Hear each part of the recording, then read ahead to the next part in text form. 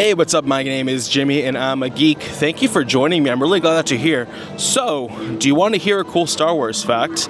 See this guy right here? That is Willrow Hood. Originally, he was just a random background character for The Empire Strikes Back, but he developed kind of a cult following. You see that thing he's holding right there? We learned in The Mandalorian that that thing is called a Camtono, but at the time, it was just a random prop, nothing more than an ice cream maker. And because of this, people took that fact and then just ran with it and developed a kind of a cult following. It was strong enough that he got his own action figure, he got his own trading card, he was even in the Star Wars Lego games. So how does a random background character develop such a cult following? As I mentioned, that ice cream maker, people love pointing it out. The thing is, in film and television, it isn't very uncommon for them to use random household appliances and items as props. If you want some examples of it, you don't have to go all that far back. In episode 1, Phantom Menace, Qui-Gon Jinn, his communicator is nothing more than a modified Gillette women's razor.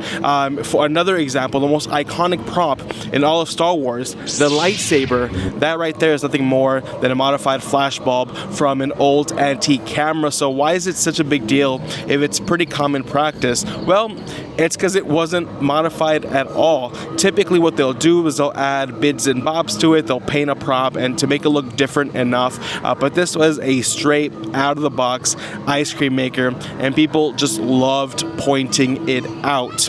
So because of this, it actually was brought back in The Mandalorian as kind of a tongue-in-cheek reference to the fans who love pointing it out, like, hey, now we brought it back.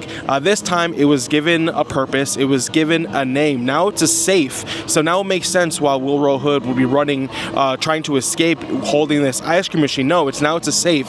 Safes hold valuables. And the name Camtono, it actually comes as its own reference as well. It isn't some sort of like alien word. No, it comes from a cute little girl who couldn't say the word ice cream. So several years ago, a video went viral of this little girl whose dad couldn't get her to say ice cream.